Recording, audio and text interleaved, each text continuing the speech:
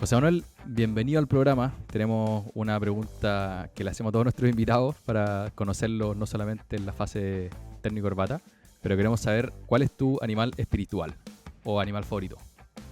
Mira, dado que esta es una entrevista financiera y dado que es el signo del zodíaco, el toro.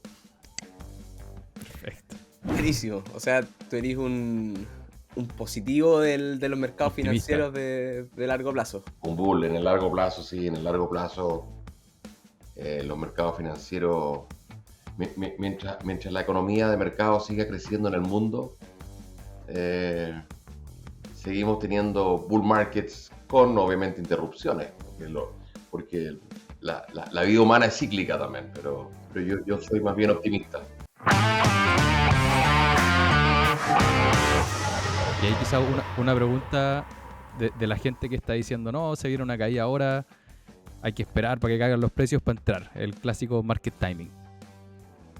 ¿Cuál es tu visión al respecto? Es difícil el market timing, ¿eh? Son muy pocos los que lo logran hacer bien. Efectivamente, tú tienes algunos de los famosos hedge funds globales, macro globales, que lo logran hacer, porque entre otras cosas tienen a su disposición una cantidad de instrumentos financieros que el inversionista, persona natural, pequeño, como todos nosotros, no tenemos, digamos, ¿no es cierto? Los grandes hedge funds del mundo y los que lo hacen bien se pueden ir cortos, entonces tú puedes a tener una cartera, digamos, apostando al alza, pero con opciones que te permiten cubrir si se llega a dar un escenario más malo. Entonces, esas alternativas son más difíciles de armar para una persona natural, se pueden, pero son más difíciles.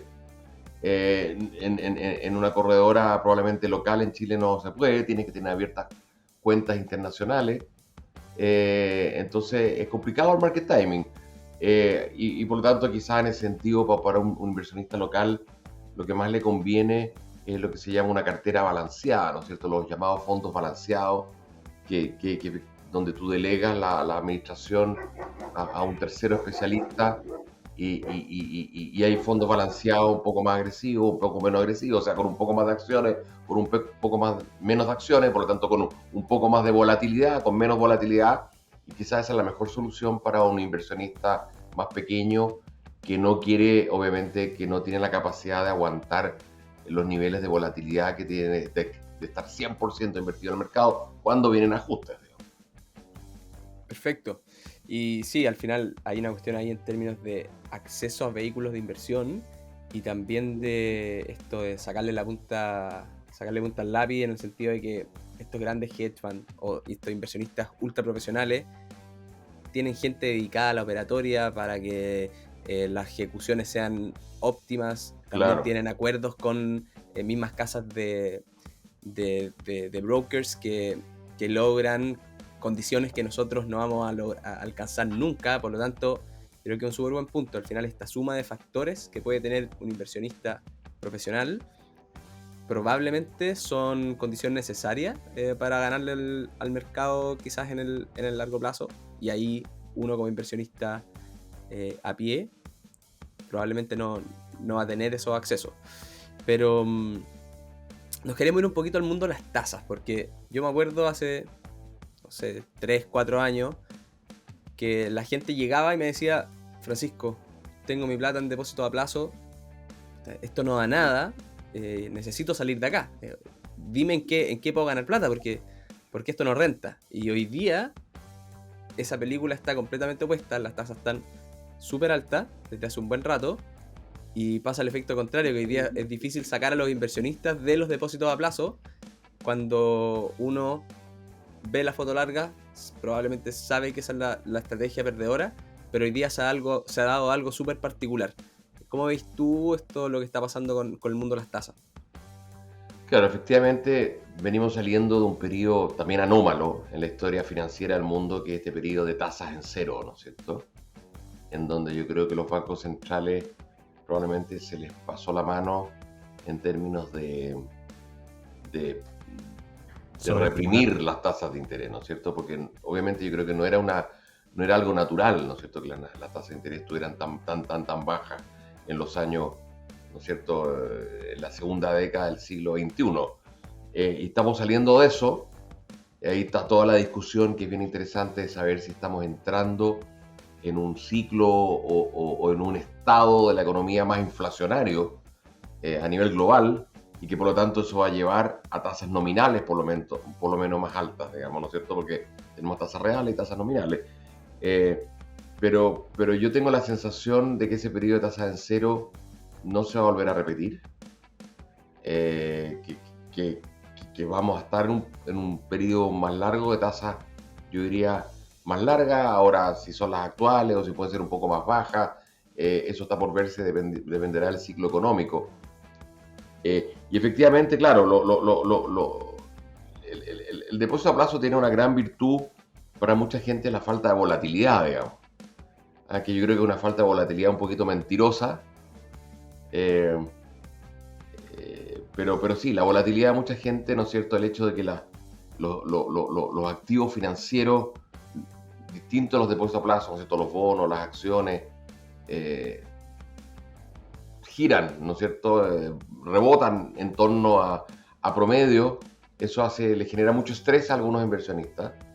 Pero efectivamente lo que sabemos, y nos lo dice la estadística, las matemáticas y también la teoría, es que ese riesgo, ¿no es cierto?, esa volatilidad se ve compensada en el mediano a largo plazo por mejores retornos, ¿no es cierto?, por retornos de largo plazo bastante superiores a la inversión en depósitos, y que por lo tanto, si uno está ahorrando para 5 años plazo, 3 años plazo, ni hablar si para las pensiones, digamos, estar en depósito a plazo es un error muy, muy grande, ¿no es cierto? Que puede costar mucha plata, ¿no es cierto? Porque además, como dijo Einstein, ¿no es cierto? Ahora que está de moda después de Oppenheimer, el interés compuesto es la fuerza más poderosa del universo.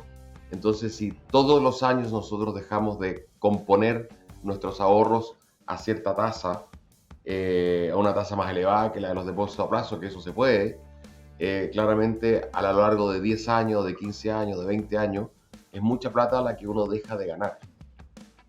De acuerdo. Y de alguna manera, no sé cómo lo ves tú, pero ¿crees que hay cierta irracionalidad en esto de, ok, hoy día hay tasas mucho más altas en el nominal, pero la tasa real sigue siendo igual que cuando la tasa nominal estaba en el 2, pero tenía inflación del 2? Pero igual uno no ve esta parte real y se queda con lo nominal, y como ve que el numerito sube más, o sube, porque antes no se notaba que subía, igual se queda en la parte de las tasas. ¿Cómo combatir con eso? ¿Cómo tratar de salir de ahí? Porque es como hacerse trampa de alguna manera, ¿o no? Claro, es cierto, hay una suerte de trampa. Las tasas reales en Chile efectivamente algo han subido desde el periodo en que las tasas nominales estaban en cero. Pero bueno, en Chile sí, yo creo que hay algo interesante en Chile, el concepto de la UEF, ¿no es cierto? El concepto de que uno tiene una protección contra la inflación en las tasas reales, ¿no? Entonces uno puede ahorrar, y eso no se da en muchas partes del mundo. Uno puede ahorrar con una protección contra la inflación. Y ahí yo te diría que hoy día incluso las tasas de a 2, 3, 4 años en Chile, si uno ve el diferencial entre la tasa nominal y la tasa real, o sea, la tasa en UEF, eso es lo que se llama la expectativa de inflación, ¿no es cierto? La compensación inflacionaria, ¿no es cierto? Que es la diferencia entre lo que me pagan nominal y lo que el mercado me está pagando real. Y esa diferencia está bien baja. Está bien baja en este minuto a 2, 3, 4 años. Y yo creo que está excesivamente baja. O sea, que el mercado está dejando de valorar la protección de la UEF, diría yo. Y por lo tanto, yo prefiero estar en UEF. Yo prefiero estar en UEF en este minuto en tasas reales que en tasas nominales, porque hay poca protección contra la inflación. Y yo tengo la sensación que lamentablemente en Chile, en el mundo, pero también en Chile, estamos entrando a ver un periodo un poquito más inflacionario. Todo este tema de las demandas sociales, ¿no es cierto?, que no son satisfechas, esta deuda del Estado que ha seguido creciendo, un sistema global también quizá un poquito menos globalizado y por lo tanto menos competitivo. Todo te hace que es probable que en los próximos 10 años uno tenga más bien sorpresas al alza en la inflación que sorpresas a la baja. Y por lo tanto, si a ti el mercado te ofrece la posibilidad de invertir con un seguro contra la inflación a un muy buen precio, ¿no es cierto? Te están dando el seguro de auto o el seguro para la casa a una tasa muy baja, yo prefiero tomar ese seguro. Está muy bueno, como ponerse el parche ante la inflación y después ver en qué invierto. Claro, y sobre todo que el parche te lo están vendiendo barato. Claro. Y dejando, o no sé si dejando de lado la inflación, pero siguiendo con el mundo de las tasas y cómo uno puede invertir, estoy muy de acuerdo que el depósito a plazo sigue siendo una opción para corto plazo, y me gustó mucho decir que uno deja de componer a una tasa más alta si es que uno estuviese invertido en acciones o algo más riesgoso. Pero con estas tasas más altas, ¿crees que hay un mayor atractivo para invertir en bonos? Por si es que, por ejemplo, hoy día la TPM está en 10,25 y después esperamos que caiga 6,7. Eso debería ayudar a los bonos. Claro. Además, una tasa alta es como el nivel base de rentabilidad de los bonos. ¿Crees que están en un mejor pie? Claro, lo que pasa es que los bonos ya tienen en su precio implícito parte de la baja de la tasa, ¿no es cierto? O sea, una de las gracias que tienen los mercados, o una de las cosas increíbles que tienen los mercados, es que se anticipan a lo que viene. Por eso los mercados muchas veces son la mejor encuesta, ¿no es cierto?, de lo que está pasando, ¿no es cierto? Y por lo tanto ya en las tasas chilenas, en las tasas de mediano plazo, las tasas de 3 años, 4 años, 5 años, ya tienen en su curva, en la curva de tasa, ya hay implícito una serie de bajas de tasa de interés en los próximos trimestres del Banco Central. O sea, tú solo ganas plata si la baja es mayor a lo que el mercado ya tiene incorporado en sus precios. Y ahí, claro, entonces tienes que entrar a especular y a pensar y a decir, oye, bueno, creo yo que el mercado está equivocado, o sea, que todos los actores del mercado, que hay gente en general bien informada y con buenos estudios, creo que ellos están todos equivocados. A veces pasa, y ha pasado. El mercado, por ejemplo, no vio tanto la crisis del año 2008, vio parcialmente nomás la crisis del 2008. A pesar de que ahí también podemos hablar de algo interesante. Nosotros acabamos de tener en la Reinvial un seminario súper interesante con un gran inversionista internacional, que es un francés que nosotros seguimos mucho porque tiene una casa de estudios macro internacionales que se llama Louis Vincent Gave. Y Louis nos mostraba un gráfico que, por ejemplo, las acciones bancarias en el mundo son siempre un buen indicador líder de hacia dónde va una economía, y que en Estados Unidos las acciones bancarias se cayeron 60% en los 12 meses antes de Lehman Brothers. O sea, si tú hacías el ratio entre las acciones bancarias y el S&P 500, las acciones bancarias habían caído mucho más que el S&P 500 antes de Lehman Brothers, o sea, antes de la crisis de verdad. O sea que el mercado ya venía olfateando que esta cosa olía mal, ¿no es cierto? Yo le voy a dar otro ejemplo que quizás no es muy afortunado, pero dado que nos acercamos al 11 de septiembre, el mercado en Chile empezó a subir en marzo del año 73 y no dejó subir hasta septiembre. O sea, el mercado se anticipó a un cambio de régimen político, ¿no es cierto? Y obviamente está claro que el nuevo régimen iba a ser más amistoso con el mercado que el anterior, digamos, porque era difícil que fuese peor, digamos.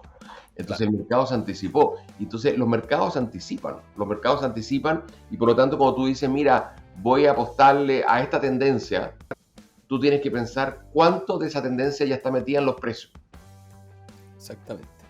Y de hecho, hace unas semanas hacíamos un capítulo de un memo de Marx, y claro, nosotros también creemos en esto, el mercado anticipa y todo, pero sí hay veces que se le pasa la mano, pero son muy poquitas en nuestra vida inversionista, y basta que contemos a esas 2 o 3 en nuestro, no sé, 40, 50 años de inversionista, como para que podamos tener retornos extraordinarios. Mira, puede ser quizá un poco más de 2 o 3, pero efectivamente son pocas, y efectivamente se da, y ahí está todo el tema de la neurociencia, ¿no es cierto?, del concepto del behavioral economics, ¿no es cierto?, de gente que está estudiando cómo la gente toma las decisiones, y efectivamente ocurre que hay veces que los inversionistas y que la masa de inversionistas sobreexagera una tendencia, y a veces que la subexagera, digamos, no se está hacia el otro lado, digamos. pero efectivamente son pocas. No son así, no abundan, no son todos los días. Oye, José Manuel, y profundizando en esas, la crisis del 2000, del 2008, o en la del coronavirus hace mucho menos tiempo, cuando el mercado estaba cayendo firme y todos empezamos, el mundo se va a acabar, capitalismo pasa al olvido, las empresas todas van a quebrar y esto podría irse a cero, que yo no creo en eso, pero ¿qué hiciste tú en esos momentos? Cuando la bolsa había caído 50%, ¿le metiste más riesgo a tu portafolio o el miedo te Sí, no, te yo creo que paralizó? le metí algo, y una de las cosas que en ese minuto estábamos encerrados en la casa y en mis ratos libres me dediqué a estudiar el tema de las vacunas. Encontré interesante el tema de vacunas. Empecé a oír el tema de Moderna, ¿no es cierto? Esta empresa que inventó la vacuna con ARN mensajero y invertí un poco en acciones de Moderna. Yo tengo un tema que por mi trabajo estoy muy restringido para invertir en activos chilenos, Sí. digamos, en acciones chilenas.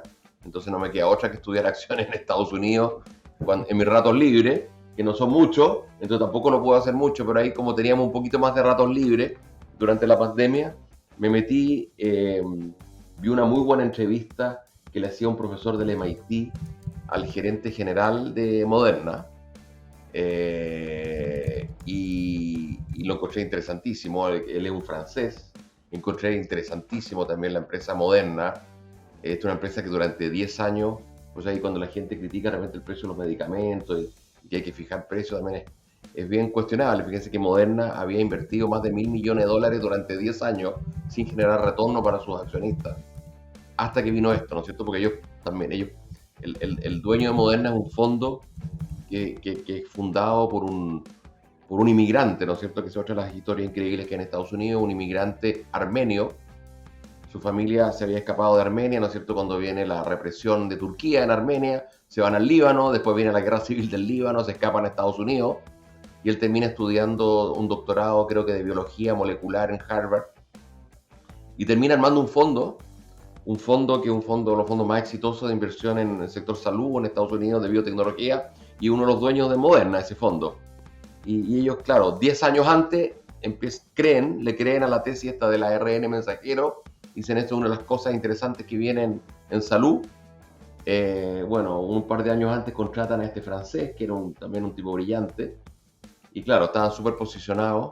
Entonces, claro, es el tipo de cosas que hice en ese minuto, digamos, más que comprar índices o comprar, dije ya, vamos a comprar acciones del sector salud y vacunas, porque aquí claramente yo le creo mucho también el tema de la biotecnología.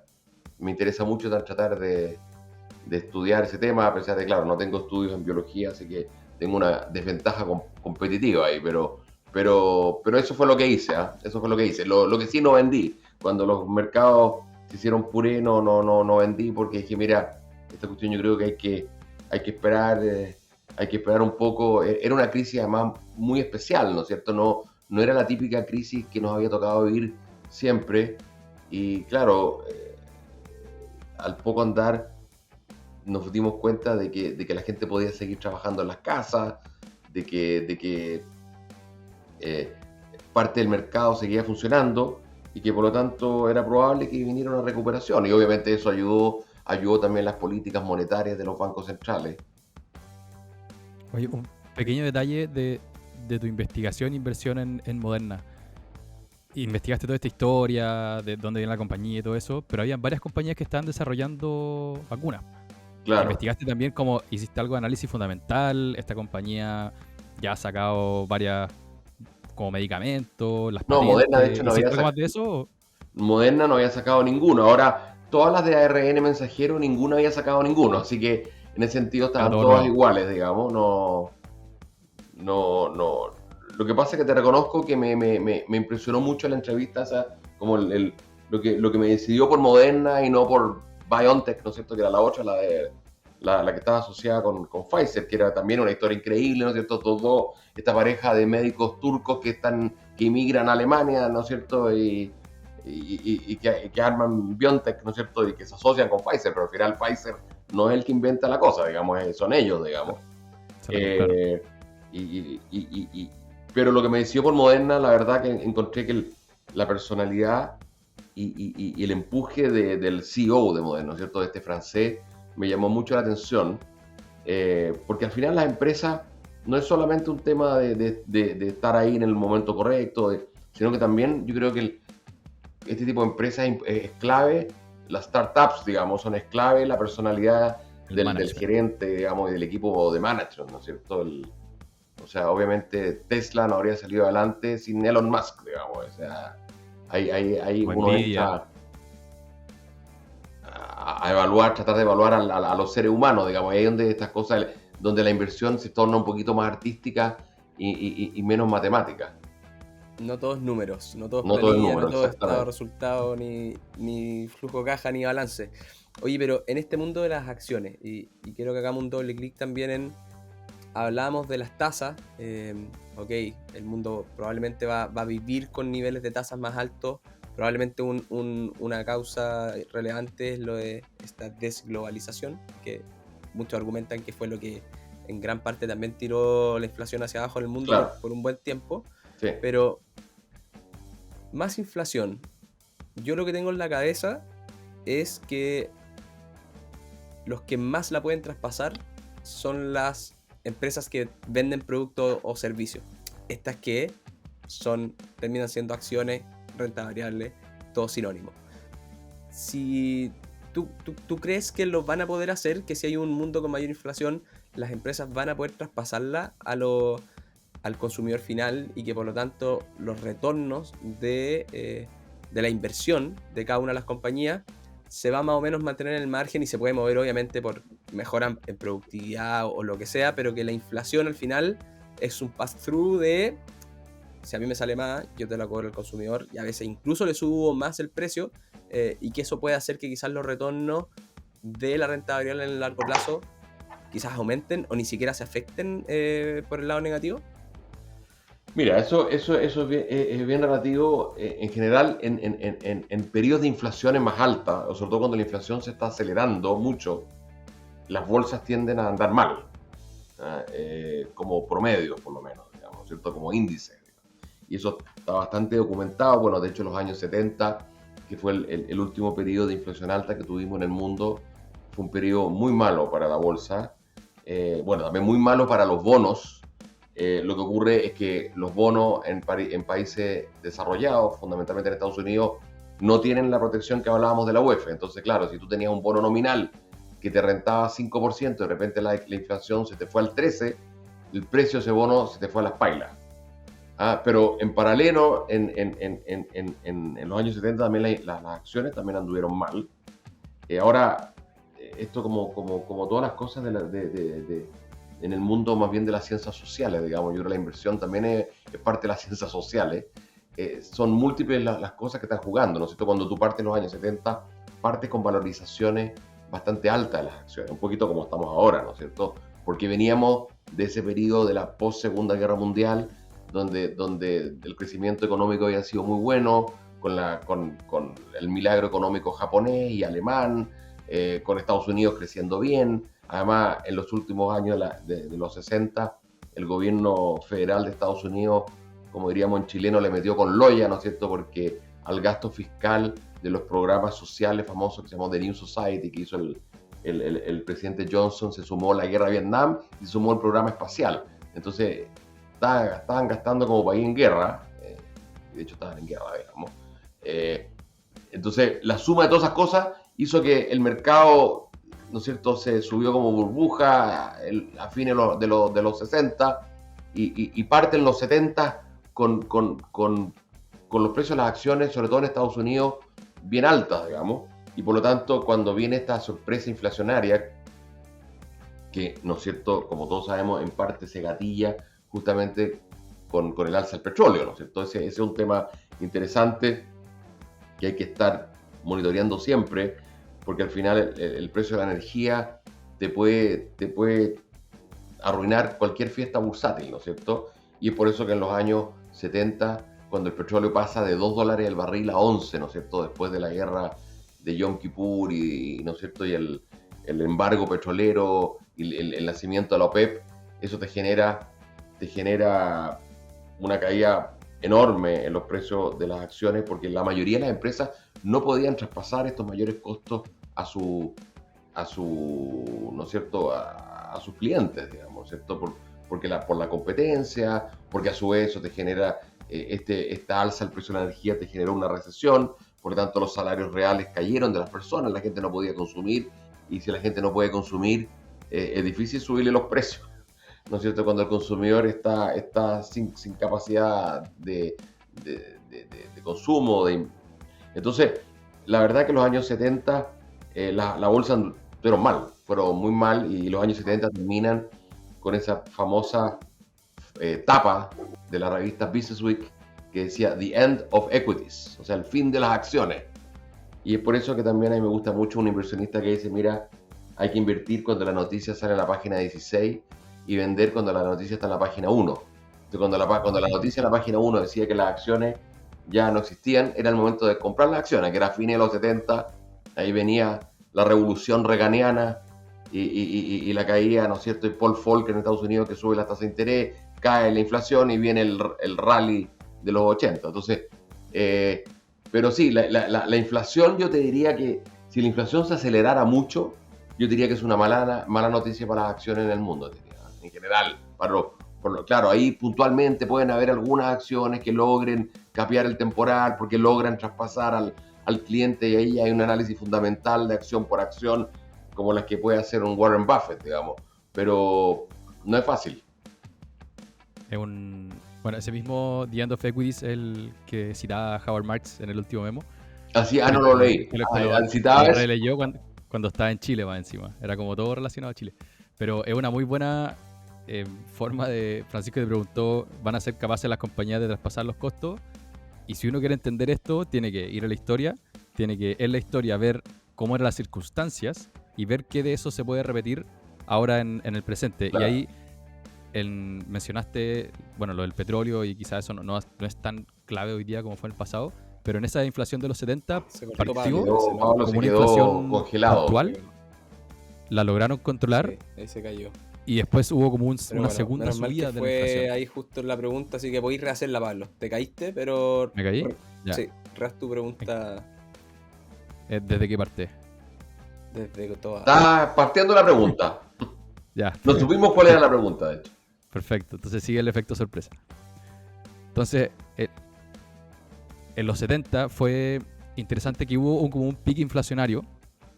Después se logró controlar levemente o cayó esa inflación inesperada, pero después hubo un segundo pic, que fue el que al parecer fue más destructivo como para la riqueza, quizás generó la recesión y todo eso. Nosotros ahora tuvimos un pic inflacionario y ya hay gente que está diciendo que esperemos el segundo pic. Sí. ¿Crees que las circunstancias se asemejan? ¿Podríamos esperar algo así o es una situación completamente distinta? Es distinta, pero no es completamente distinta. También hay algo, por ejemplo, hay algo que es bien preocupante, es lo que está pasando en Estados Unidos con el déficit fiscal. Estados Unidos está con un déficit fiscal creo que de 7-8 puntos del PGB, en un momento que tienen pleno empleo. Porque claro, la receta keynesiana es que el Estado gaste y tenga déficits cuando hay desempleo, cuando la demanda agregada está débil, pero cuando la demanda agregada está bien, cuando el empleo está en los máximos como hemos tenido en Estados Unidos, que el Estado esté con un déficit de 8 puntos del PGB es complicado. Yo creo que algo de eso hay en el alza de las tasas de interés larga en Estados Unidos, ¿no es cierto? Que el gobierno federal está presionando al mercado de bonos, saliendo a emitir, ¿no es cierto?, para poder financiar su déficit. Y obviamente si el gobierno federal de Estados Unidos no se ajusta, es complicado. Podríamos tener este segundo pic de inflación. Obviamente la diferencia con los años 70 es que hoy día efectivamente el mundo está mucho más globalizado de lo que los años 70. Tenemos China, digamos, y a pesar de lo que haya estado pasando en China, China sigue siendo más bien un factor deflacionario para la economía global. Tenemos la emergencia de India, que también genera un factor deflacionario, sobre todo en el mundo de los servicios, de muchos servicios. La revolución tecnológica, ¿no es cierto?, la inteligencia artificial, todas esas cosas son más bien deflacionarias, son más bien, ¿no es cierto?, generan un desplazamiento de la curva de oferta, ¿no es cierto?, es lo que se llama el capitalismo schumpeteriano, ¿no es cierto? La destrucción creativa. Y siempre aquí hay una duda de qué estado de la naturaleza estamos en un momento, si estamos en el capitalismo schumpeteriano, ¿no es cierto?, con la destrucción creativa, o en el capitalismo malthusiano, ¿no es cierto?, cuando todo el mundo se preocupa de que no van a haber suficientes commodities o bienes para alimentar o para la población. Que eso, por ejemplo, era la gran pregunta de los 70. En los 70, si ustedes se acuerdan, hubo un famoso informe a comienzos de los 70 que se llamó el informe del Club de Roma, que decía que se iban a acabar todas las materias primas a fines de los 70, mediados de los 80, se acababan todas las materias primas. Ahora estamos con otro tema malthusiano, que es el tema del cambio climático, ¿no es cierto? Sí, hay toda una política malthusiana. Claro, y por lo tanto eso te genera unas políticas malthusianas de controlar, como quien dice, la oferta de bienes, digamos. Pero claro, todo eso te podría llevar efectivamente a una mayor inflación. Por ejemplo, este mismo inversionista francés que les decía yo, que vino a una conferencia de la Reinvial, nos comentaba que en los últimos años se han gastado 4 trillones de dólares en energía solar, eólica, en cosas así renovables, pero resulta solo hemos bajado el consumo de energía, digamos, a base de carbón de 83% a 81%. Y en el fondo el argumento de él es que son energías que son muy poco eficientes y que por cada dólar de inversión tú consigues poca energía. Y al final hay otros problemas. Uno, no sé, de los factores de planta, de que toda esa energía no se puede almacenar en grandes recipientes, o que tenemos tacos en las transmisiones eléctricas y que claro, esa energía muchas veces se termina botando. Pero me gustó el tema como del futuro, la destrucción creativa y el tema de las tendencias. ¿Cuáles crees tú que son las grandes tendencias de los próximos 30 años? En las que no necesariamente van a ser una buena inversión, porque sí, tú podrías decir, oye, sabéis que obviamente la transición energética, pero claro, hoy día hay muchas compañías emitiendo energía limpia y que son compañías que están perdiendo plata por cómo fijaron sus precios de venta. Pero fuera de que sea bueno o malo para invertir, ¿cuáles son estas grandes tendencias que uno debería mirar? Sí, yo diría que para mí una de las grandes, a mí yo siempre tengo el sesgo de ver qué está pasando en la demografía, en la natalidad. Tuve la suerte en el colegio de tener un profesor de economía que en el ramo de economía partimos primero con demografía. Y después, a lo largo de los años, siempre me ha interesado mucho. Tuve la suerte también de trabajar recién egresado con José Piñera, y con él hablábamos mucho del tema pensiones y los problemas que iba a generar pensiones no financiadas en los países desarrollados en el futuro. Y yo creo que justamente el tema demográfico, porque aquí, ¿no es cierto?, hay todo un mito de que la población sigue creciendo, y la verdad es que yo creo que mucha gente se va a sorprender que en los próximos años el problema va a ser el decrecimiento de la población y el envejecimiento de la población. Es el problema, por ejemplo, que está ocurriendo ya en China, ¿no es cierto?, con la política del hijo único que ellos implantaron en los años 70. La demografía china ya se dio la vuelta y, por ejemplo, la población en edad de trabajar, que es la población que va entre 16 y 56, 58 años, en China ya empezó a caer. Bueno, y en países europeos viene cayendo, y en Japón hace varios años, digamos. Sí. Y por lo tanto, son pocos los países que en este minuto tienen lo que se llama el sweet spot demográfico. Brasil lo tiene, India lo tiene. Esos países me gustan para los próximos 30 años, ¿no es cierto? Y por otro lado también me preocupa justamente esta demografía cayendo, este envejecimiento, ¿no es cierto?, en donde hay países que tienen sistemas de pensiones completamente financiados, como sería un Francia, o una España, o una Italia, en donde prácticamente no han ahorrado para las pensiones, y por lo tanto, y cada vez hay menos trabajadores activos para financiar las pensiones de los mayores. Eso lo que se va a significar que ustedes vieron las manifestaciones que hubo en Francia hace poco, y eso era para subir, creo que la edad de jubilación de 62 a 64, o sea, una cuestión así que uno decía, y los alemanes ya están en 67. Entonces los alemanes, que son los que financian en parte la fiesta de los europeos del sur, están diciendo, oye, no, tú no te podés jubilar a los 62, a los 63, cuando yo me jubilo a los 67, además te jubilás en un país calentito y en un país frío. No. Entonces, el tema demográfico tiene unas consecuencias enormes en muchos aspectos, y hay que ver, como quien dice, cada vertical, en el vertical pensiones, en la vertical de la salud, ¿no es cierto? ¿Qué remedios son los que demandan más la gente mayor? ¿Qué tipo de alimentación? ¿Cuál es el entertainment de los mayores, ¿no es cierto? ¿En qué se entretienen? O sea, lo que viene es un gran envejecimiento de la población mundial, por un lado, y una caída de la población en general a partir de pocos años más. Y por lo tanto, eso tiene consecuencias sociales, políticas. Eso es un tema. Yo te diría que otra tendencia, yo creo que efectivamente, y puede estar relacionado también con el envejecimiento, todo el tema de la revolución biotecnológica. Yo creo que es un tema que está recién partiendo, y no me extrañaría que la próxima revolución tecnológica, más que la inteligencia artificial, qué sé yo, es la biotecnología. Y ahí están ocurriendo cosas increíbles, ¿no es cierto? Hay una serie de enfermedades que probablemente van a desaparecer en los próximos 25 años por las terapias genómicas que se están desarrollando. La edición genética, como Sí, CRISPR y con cosas así. CRISPR, exactamente, ¿no es cierto? Entonces ahí viene toda una cuestión, y claro, la gente que tiene la suerte de cachar biología y que estudia medicina y que le gusta invertir también, yo les recomendaría que se metieran en ese mundo y lo estudiaran, porque yo creo que hay cosas interesantes que van a pasar. Yo te diría que lo otro interesante es India. Yo creo que India es probablemente uno de los países más interesantes del mundo de las inversiones, pero también de la geopolítica. La promesa global. eterna, sí. ¿Ah? Es la promesa eterna. Pero es que ya no es tan eterna, porque está creciendo mucho. El otro día. Perdón.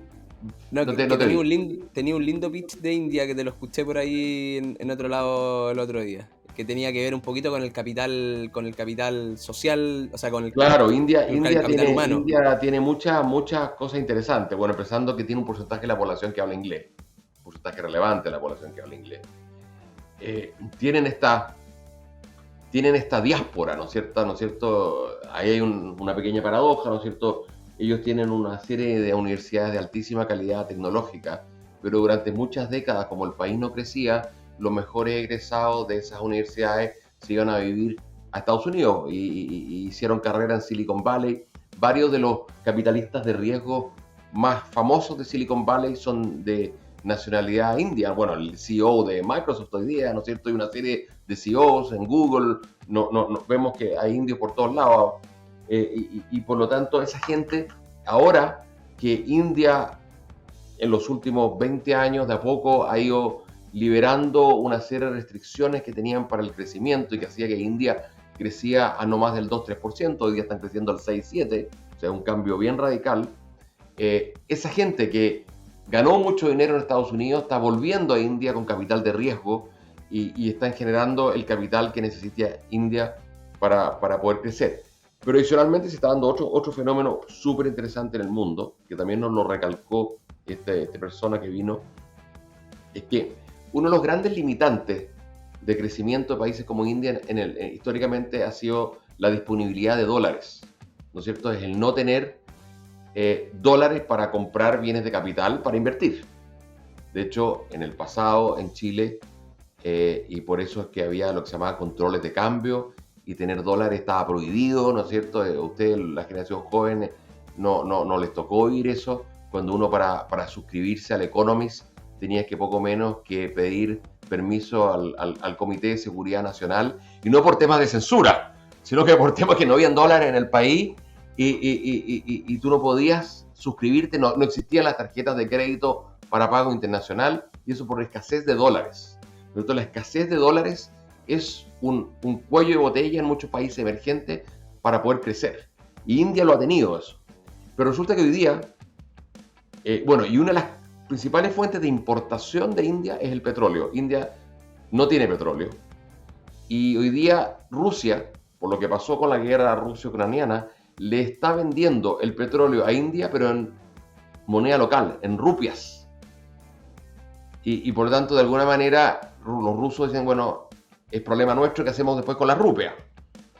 Y lo mismo que está pasando con el yuan. Ese es el concepto de la desdolarización, que puede ser también algo bien potente en los próximos 20 años si se agudiza, porque para Estados Unidos tener la moneda de reserva del mundo te da una ventaja competitiva gigantesca. Es como ser dueño del sistema operativo del planeta, del capitalismo. Sí. La moneda es el sistema operativo del capitalismo. Se habla mucho esto de la desdolarización, pero el otro día veía un gráfico, no le hice doble check, pero se lo vi a personas serias en LinkedIn y mostraban que al final el flujo de trades internacionales en dólares o en otras monedas el último mes había sido casi que récord histórico. Entonces, claro, hay una parte ahí como de noticias, hay otra parte de lo que está pasando en la realidad y hay otra parte de lo que están tratando de hacer estos países, Brasil, Rusia, Claro, BRIC, India, el China, famoso, lo que etcétera. pasó ahora. Y efectivamente ellos, oye, es interesante lo que está pasando ahí, porque en el fondo si India le compra a Rusia petróleo en rupias, bueno, eso va a obligar, ¿qué hacen los rusos con las rupias? O las cambian por dólares, o eventualmente le compran a India productos indios, puede ser software, puede ser algunos autos, ¿no es cierto?, indios, que hoy día los occidentales no están dispuestos a vendérselo a los rusos, y lo mismo está pasando con el yuan, ¿no es cierto? Esta persona nos decía, mira, los chinos llevan años tratando de hacer que su moneda sea una moneda de reserva internacional y han hecho una serie de cambios institucionales, de liberalización, para permitir que los bancos centrales, y de hecho el Banco Central de Chile tiene algo de reservas en yuanes, y así cada vez más vamos a ver que probablemente en las reservas internacionales disminuye el porcentaje de las reservas en dólares y aumenta el porcentaje de las reservas en yuanes. Pero eso tiene una segunda consecuencia, porque Estados Unidos siempre se ha confiado de que ellos pueden tener déficits, porque siempre hay un montón de gente en el mundo que dice, no te preocupes, yo tengo el billete. Cuando tú tienes un billete de dólar en tu billetera, ¿no es cierto? Todos andamos muchas veces con billetes de dólar en la billetera, le estamos financiando el consumo a algún norteamericano que compró un bien específico y a cambio de eso nos pasó un papel. Que suponemos que ese papel vale plata a futuro, pero puede ser que no lo valga tanto. Si queremos que valga, hay que irse a Argentina. ¿No? Pero, Claro, ahí o sea, va a tener... pero bueno, claro, eso es lo que dice Milei, que él va a dolarizar, digamos. también. Quizás. Pero para un inversionista chileno, creo que es de las preguntas que más nos hacen, como, oye, ¿qué va a pasar con el dólar el resto del año? ¿Va a subir, va a bajar?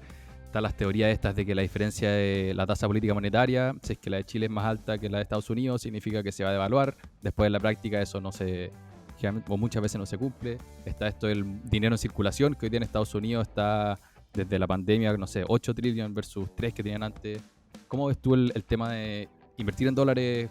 Claro. Debería Yo creo que estar... siempre en un portafolio razonable uno tiene que tener algo en moneda extranjera y sobre todo en moneda de países desarrollados, ¿no es cierto? En dólares, franco suizo, oro.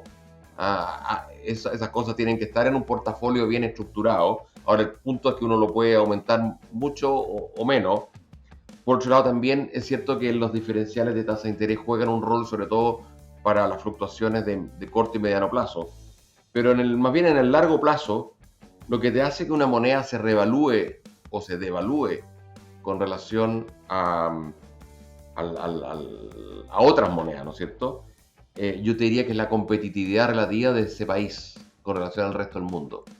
Cuando un país se hace más competitivo con relación al resto del planeta, su moneda va a tender a revaluarse en el tiempo, ¿no es cierto? Y para mí el paradigma de eso es el franco suizo. Yo personalmente creo que Suiza tiene las mejores instituciones del mundo, políticas y económicas, digamos, sobre todo políticas, digamos, pero que le permiten tener muy buenas instituciones económicas.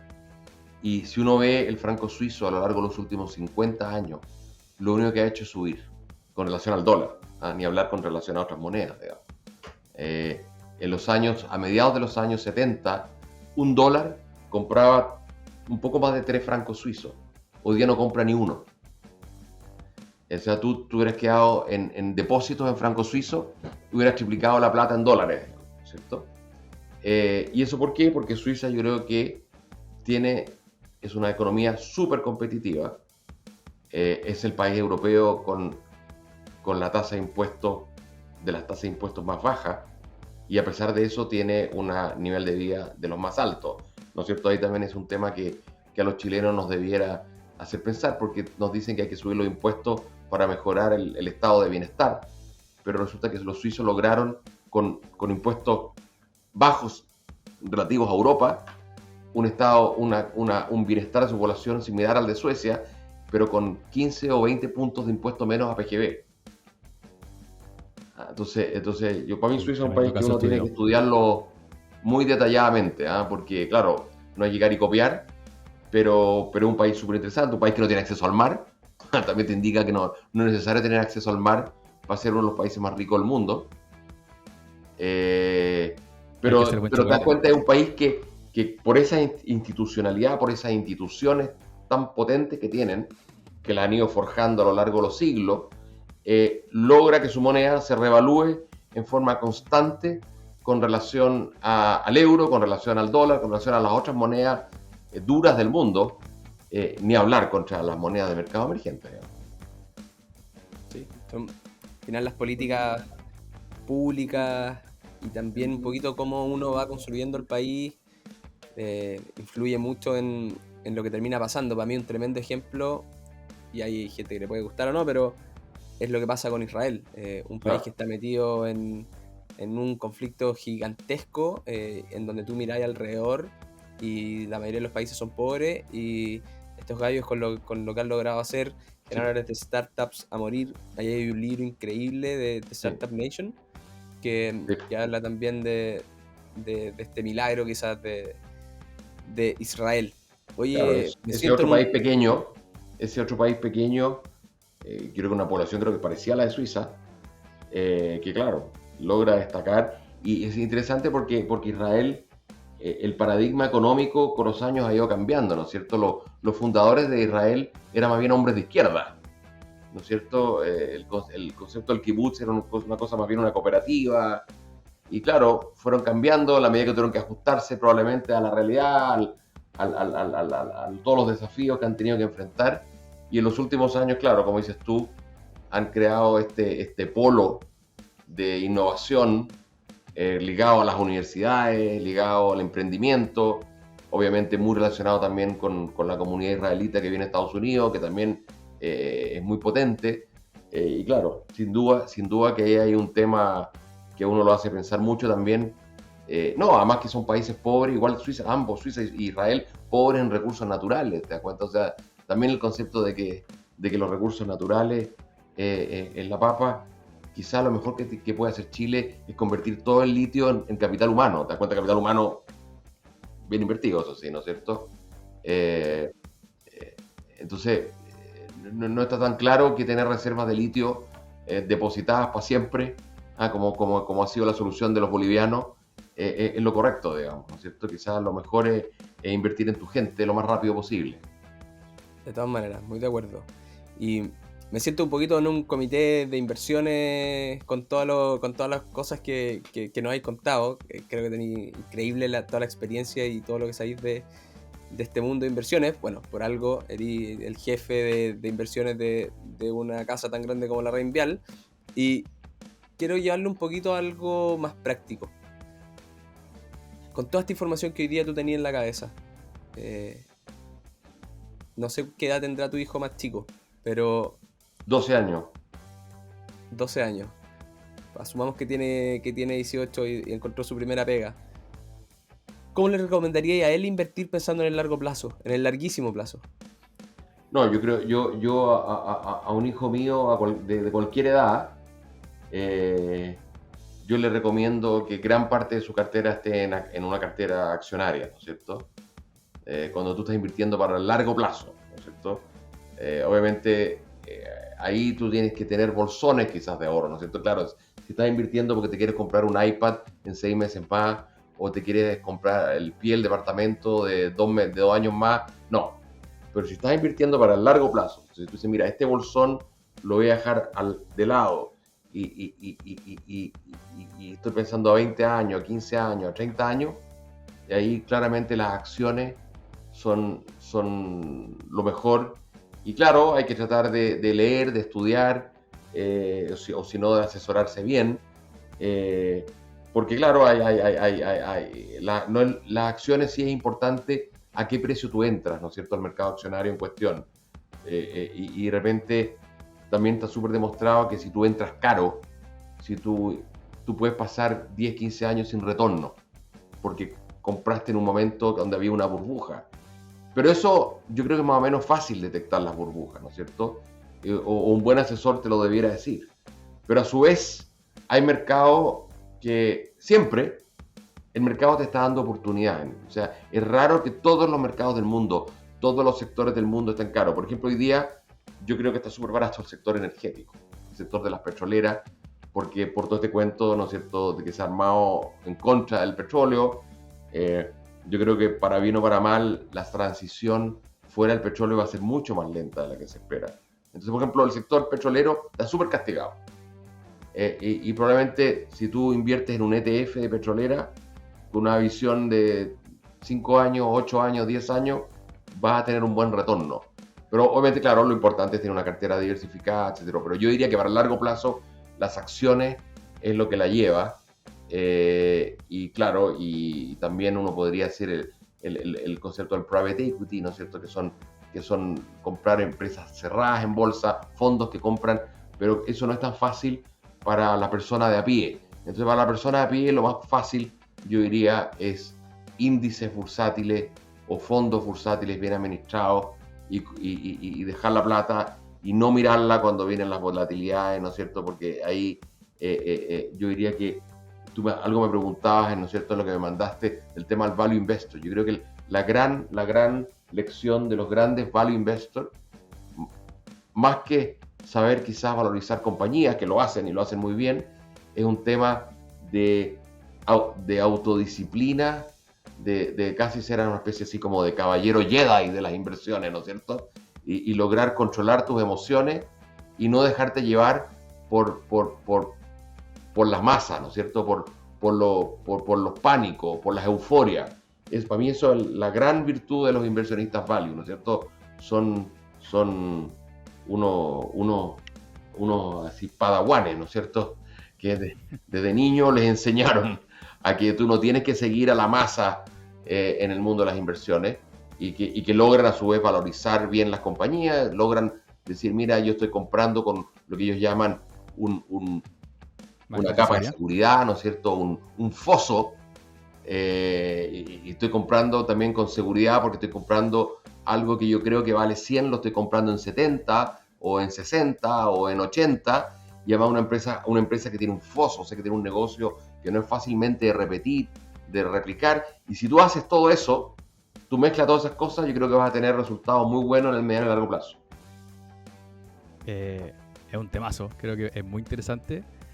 Y tengo como una contradicción en mi cabeza de si uno empieza a buscar entre la inversión activa y pasiva, los fondos activos generalmente por las comisiones les termina yendo peor que a los fondos pasivos. Pero por otro lado, lo que me estás diciendo es que no debería ser 100% pasivo, sino que tratar de buscar quizá un sector, como ahora decías, el de energía, o un momento en el que encuentre que las cosas están baratas. Una persona de a pie puede tener como ese tipo de insights, de disciplina, de encontrar ese momento, o debería simplemente le llega su sueldo, invertir en el S&P 500 y olvidarse? No, yo probablemente preferiría invertir, bueno, en una cartera más diversificada que el S&P 500, porque el S&P 500 más se ha ido concentrando. El problema de los grandes índices que tienden a concentrarse de repente, y por lo tanto, tú una vez leí un inversionista muy bueno que decía, mira, tú cuando inviertes en los índices estás invirtiendo en lo que ha funcionado en el pasado, no es lo que está funcionando a futuro, digamos. Y además en índices más concentrados, yo creo que hay que hacer algo de eso, pero no toda la plata en eso, ¿no es cierto? Y el resto de la plata hay que tratar de estudiar, de uno tener la disciplina de leer. Ahora, si no te gusta el tema de hacerte asesorar, siempre va a haber algún amigo ahí que le gusta el tema, y tratar justamente de poner algo de tus ahorros bursátiles en aquellos sectores que estén más castigados por alguna razón, muchas veces por algún pánico o alguna empresa que esté más castigada, tratar de quizás de ver cuál es la acción que más ha castigado al mercado. Por ejemplo, una de las grandes inversiones en Chile, en la bolsa chilena, en los últimos 12 meses, ha sido las acciones de la AFP. ¿No es cierto?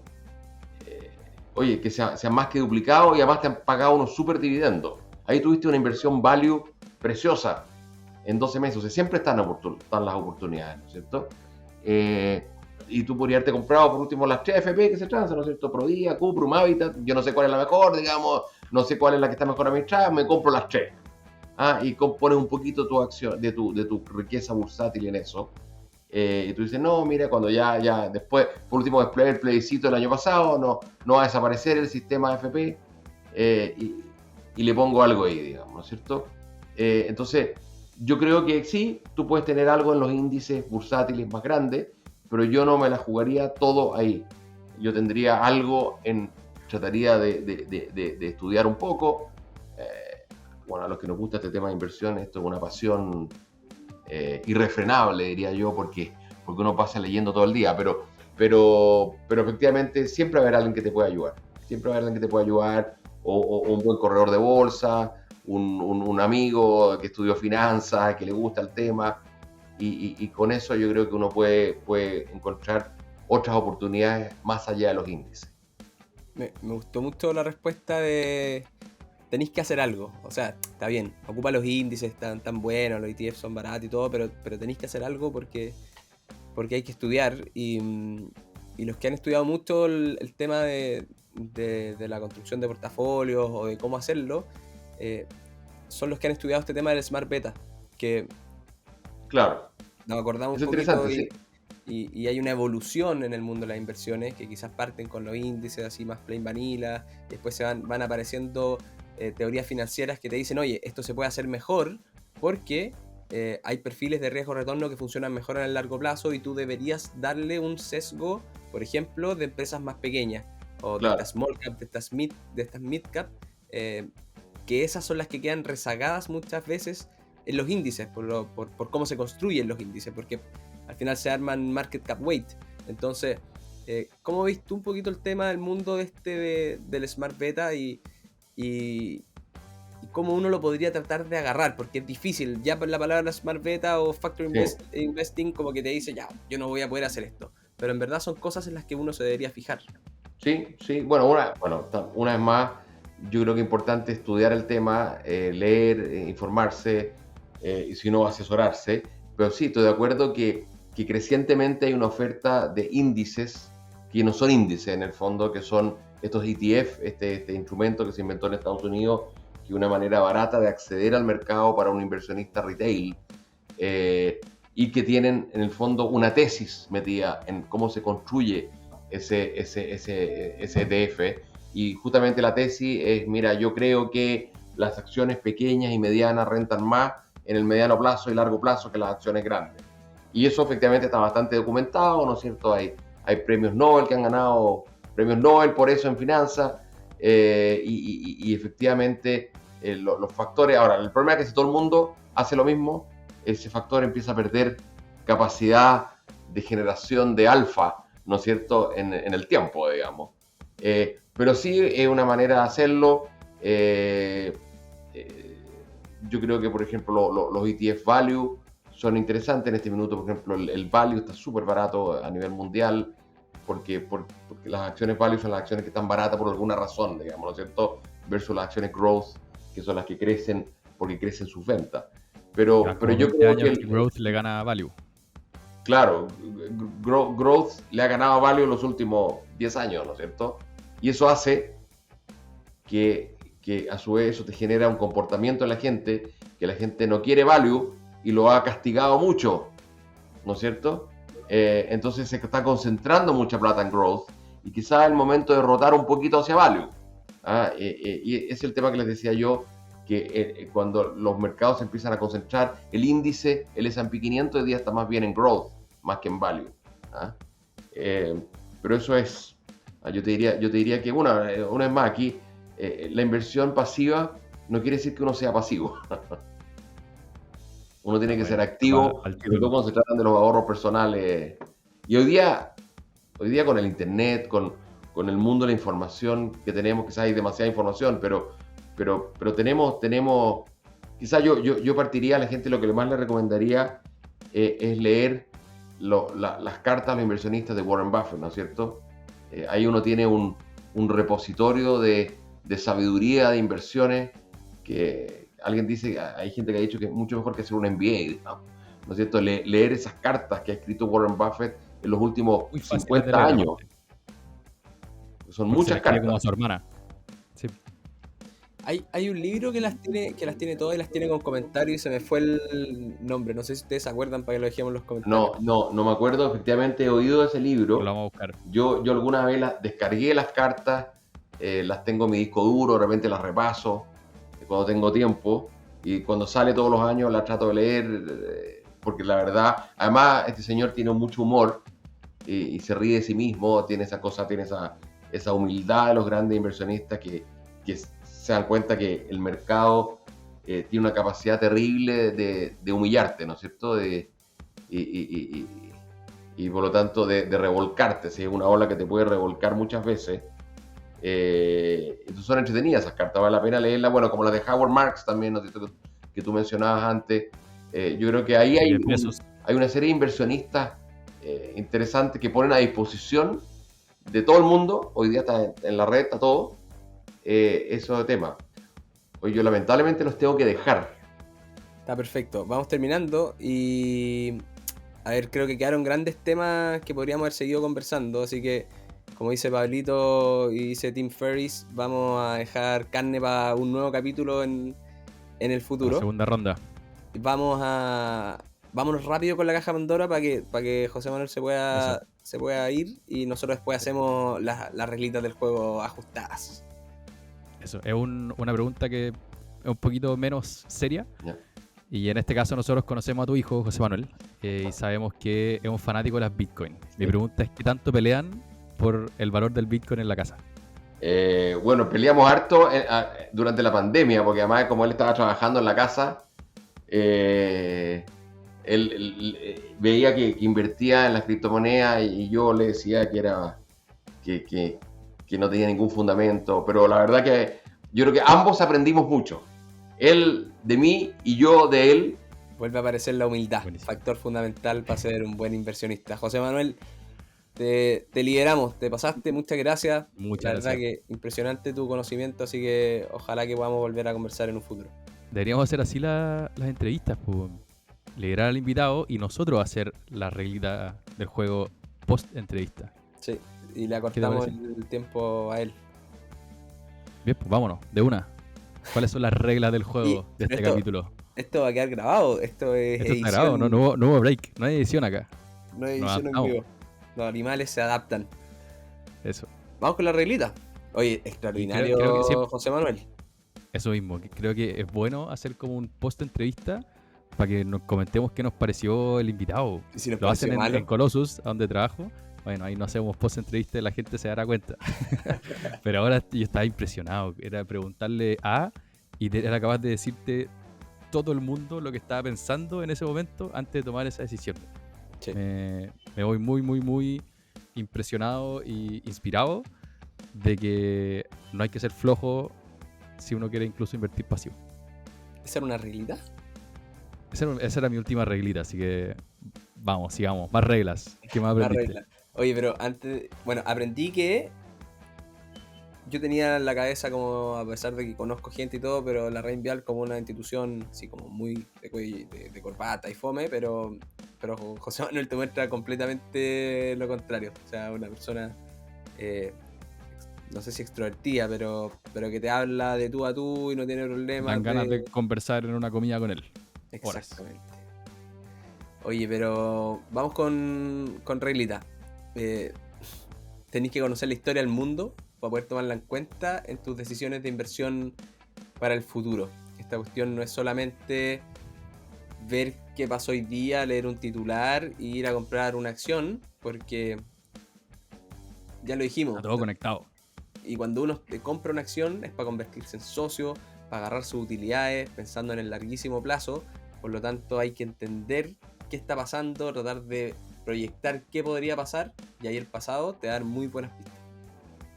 Está bueno. Me acuerdo, creo que era Morgan Housel, que decía que uno puede conectar toda la historia con hechos que uno lleva al otro. Entonces, no sé, decía la Segunda Guerra Mundial, después llevó a una depresión, esa depresión hizo que hubiera inflación, combatir la inflación y con eso creció el país. No sé, no me acuerdo bien cómo era, pero sirve ver la historia para entender cómo unos hechos influyen a lo que va a pasar después. De todas maneras, Pero bueno, no necesariamente va a generar lo mismo, pero te empieza a abrir como la cabeza de los outputs posibles. claro. Segunda reglita, o tercera ya, que invertir en UF hoy día es un parche contra la inflación que además está relativamente barato si uno lo compara con la inversión nominal. Sí, habló ahí de las valorizaciones también, de lo importante que son las valorizaciones. Cuando uno invierte en acciones, al parecer en la renta fija también existe de lo mismo. Comprar caro siempre va a afectar tus retornos de largo plazo.